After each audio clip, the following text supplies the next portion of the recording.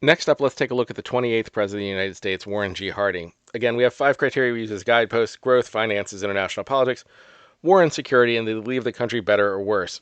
But before I dive into any of those, I do want to talk about what I think is the elephant in the room when you're talking about Warren G. Harding, and that is the scandals that emerged shortly after his death. I think I want to divide these scandals into 2 categories, and I think this is true of all of the scandals we've had so far. There are scandals that I think were relevant to the presidency, and there are scandals that are relevant to the legacy separate from the presidency.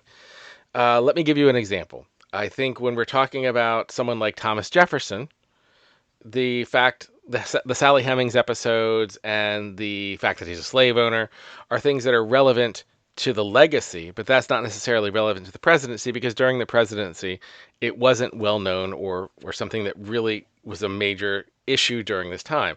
By contrast, when we talk about Bill Clinton, the Lewinsky scandal will be something we will be discussing, not because his actions were any more or less egregious than people who came before them, but because it dramatically impacted his presidency while he was in office and was a major issue in his ability to complete tasks. For Harding, the infidelity things that came out afterwards, I don't think are as relevant. If we want to talk about our president's infidelity or sexual taboos and mores, the Grover Cleveland episode would have been very, very different. I do think it is very relevant, though, a lot of the other scandals. I think the Teapot Dome scandal and the prohibition bribery scandals and the corruption of his presidency and the people he picked and appointed to office is very relevant. And I think that's something that I do hold against him. His return to normalcy, quote unquote, included a return to, it seems, a lot of, backroom deals and horrible corruption. That's a precedent that he kind of set. I think some people will take that so much further to say that his precedent for corruption and bribery also expands into his deregulation policies, and you can say all of that led to, the corruption and speculation that caused the Great Depression. And I can see this being the start of that path, and I certainly am going to have that conversation and knock him for that. That being said, we are also comparing him to what came before and after. And while he had a very corrupt presidency, I don't know that I would say it's more corrupt than, say, Andrew Jackson or Martin Van Buren. I I just don't know that it is that much more corrupt. I wonder if it's just something where it was more scandalous and it all came out in one big, no one was there to defend him because it's easier to blame the person who just died and move forward than it is to hide anything or have the scandals or anything like that going forward. So let's talk about growth. When he came into office, I think, again, well, no, actually, in terms of growth, let's just talk about the things he did. He The Federal Highways Act is a huge thing. That was started by him. He had some farm regulations against market manipulation. I think his race relations were, compared to those who came before him, were very positive in terms of intent. He gave a very positive speech after the Tulsa race riot. He did hire African Americans positions in government, unlike his predecessors. He started the Shepherdtown Maternity Act, which funded thousands of child welfare workers, something that had not an unprecedented growth in that area. That isn't to say that he didn't do things like cut taxes significantly and add tariffs, which, again, economically probably was not great policy. He did cut government spending. Also, again, coming from off of World War I, it wasn't difficult to cut it. And I think his establishment of the national origins formula for immigration was very problematic. I give him overall a probably lower than average rating in terms of growth, even though the economy did improve significantly under him. Which is why his finances are a little bit better. The economy did much better. He did help us recover from the first recession. He had a minor recession in the second half, but we were coming in with Wilson leaving an absolute mess. And we're going to kind of talk about the mess Wilson left at every step along the way.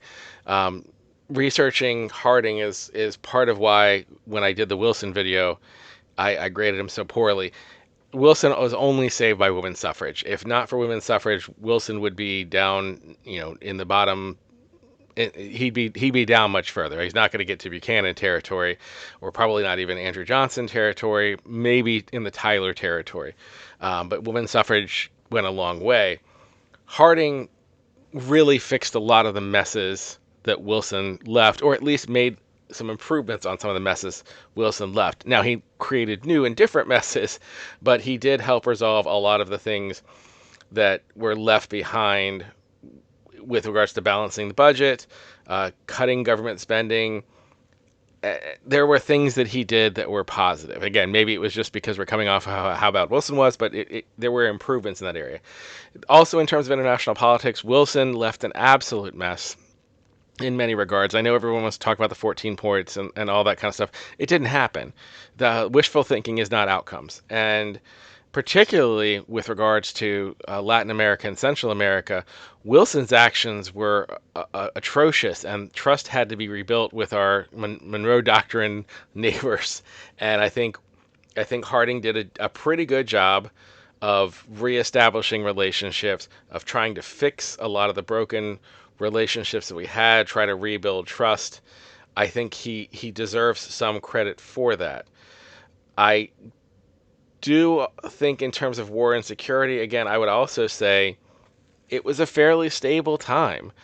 There was a lot of disruption still around the world as we were coming out of World War One, and Wilson left riots and just things being out of control. And like I said, when the Tulsa race riots went down, he addressed it in a very positive way. I think he helped calm the country down in a lot of ways. He was very popular before he died.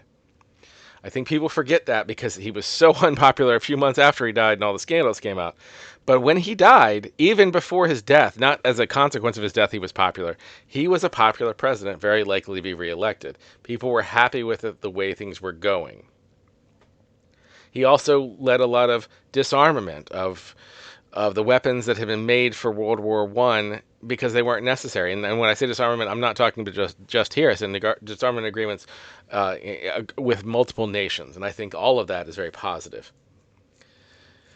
And that leads us to the biggest question, and that is better or worse. And I have trouble with this because I do think Harding made a lot of mistakes that led to a lot of the problems that would eventually lead to the Great Depression. I think there's a president and a half between him and there. And so I don't think it's fair to lay it all on Harding if someone else is continuing the things.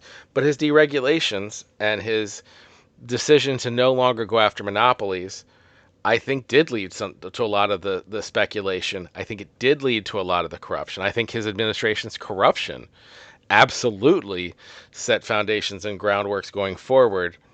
His return to normalcy, as he was a big believer that government should be serving business, not the other way around. And I think this led to an overconfidence in the moral, ironically, in the morality and good nature of business, that they would do right by people and that they wouldn't be as corrupt or as speculative or as dangerously unstable as they turned out to be. And I think that is something that can very easily be held against Harding.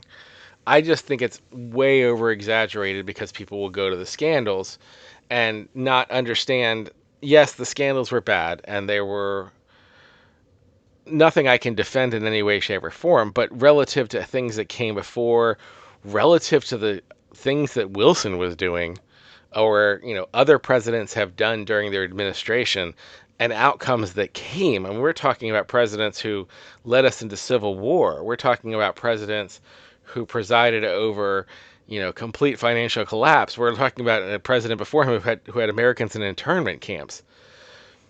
When we're doing relative comparisons, I think reading about how Harding has been down near the bottom, I just don't see it.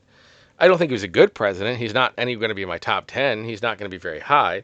And as I've been doing these rankings, I've been kind of looking at things in tiers almost. I don't, you have Washington and Lincoln who are above reproach. They're the top two and no one else is close. And third is a distant third.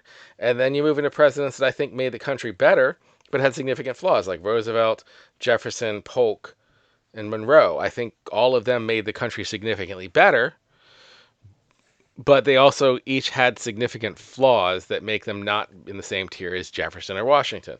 You move down to presidents that I think made the country better, but also had a lot of bad things happen on their administration that may or may not have been their fault. Where you get into the Grants and the Madisons and the Garfields. Those are presidents who, well, not so much Garfield because Garfield died, but like Grant and Madison are two presidents where I'm like, I think that they were incredibly good presidents who had very difficult circumstances during their time.